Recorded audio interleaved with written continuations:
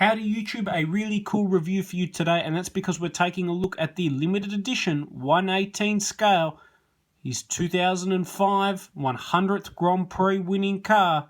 We've got Fernando Alonso's Renault.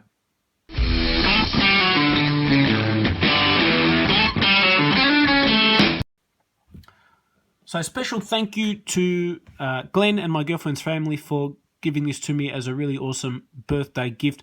Visually, I love this model. There's so many cool little detail things that I will point out when I get it opened up out of the packaging. In particular, it's got race wear and tear, which is very rare to get on 1/18 scale models. You certainly don't get it these days. When I first started collecting model cars, was probably around the time that this model came out, and I remember they were around the $120 mark or thereabouts. It's amazing now that they're around the $250 mark, and you're getting stuff made out of resin, not die cast, and you're getting just a lot of overpriced models.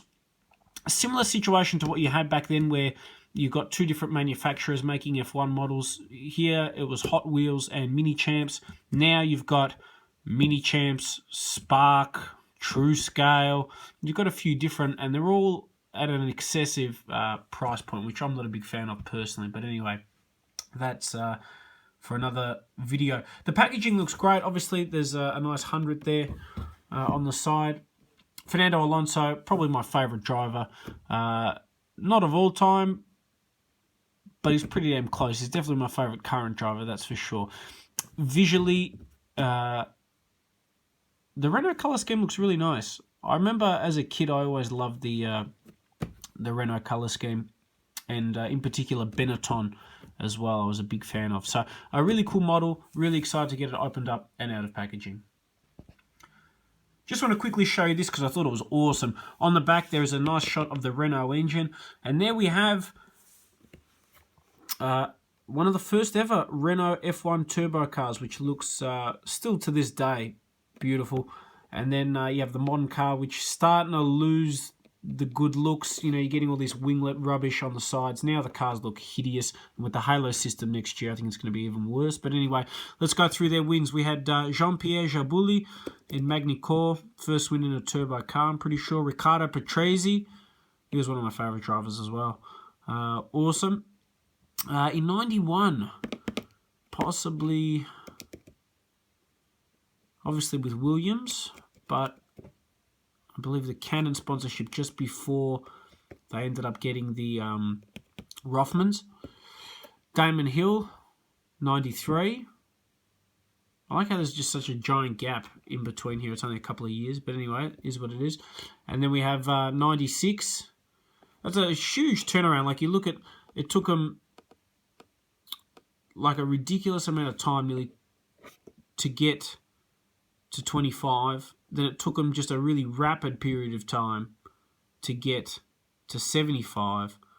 And then it's another 10 years. So you can sort of see the progress of when they were really dominant, which is that 90s era. And then 2000s where they sort of dropped off and then came back on strong with Alonso. So with that, let's get this car opened up. And here we have the model opened up and out of packaging, and it looks fantastic. It's one of my favorites. And I'm looking forward to actually showing you guys how it stacks up towards some of the other Renault F1 models and some other F1 models in general. Visually, the car looks nice. One of my favourite Renault moments was actually not on the Grand Prix track, but in Top Gear, where they got Richard Hammond to drive this car. It was really cool just to see how complex and intense these cars really are. Big V10, awesome sound. That's what Formula One should be. I wish they still had V10s, that high-pitched noise. I know now with fuel efficiency and eco thing and all that other rubbish. But let me tell you something. People that watch Formula One do not care about emissions and do not care about environmental stuff. Yes, that is important and that needs to happen. But people that watch racing for the experience, the entertainment value. And part of that entertainment was having big V10 engines that scream. That's my view anyway. And if you don't like it, well, bad luck. It's my channel. I can say what I want. From here, you can see there's nice weathering and details on the model. The decals and everything look really nice as well. Alonso given the peace sign, which is pretty cool.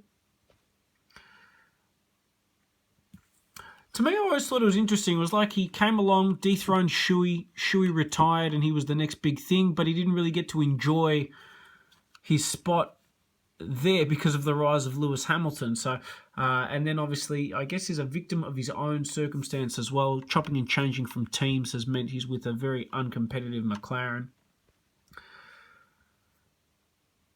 I really like the slits in the back. For some reason, I really, really like those. Visually, it's just a nice feature.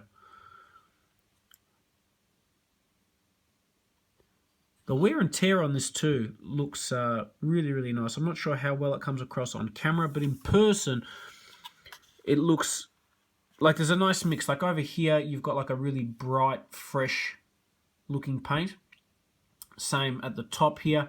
And then, you see the areas, they've applied the wear in areas that you would expect it. So obviously the rims, instead of silver, are completely covered in brake dust.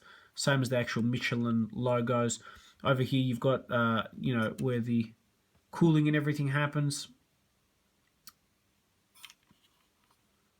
Overall, a really, really nice model. If you can find this, I highly recommend picking it up because it is one of the nicer F1 models out there, and something unique too. It's very rare that you get that race damage. It's not really damage, but wear and tear on a model. And just for comparison, I guess you can see the Benetton Renault team before it became Renault Sport.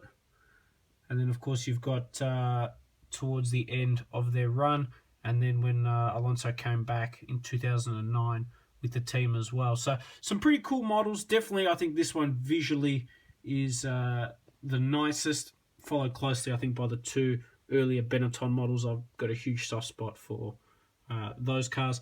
But yeah, a really cool model, highly recommended. Something significant being Renault's 100th win as well. That's always a pretty cool feat. If you can find this, it's well worth picking up.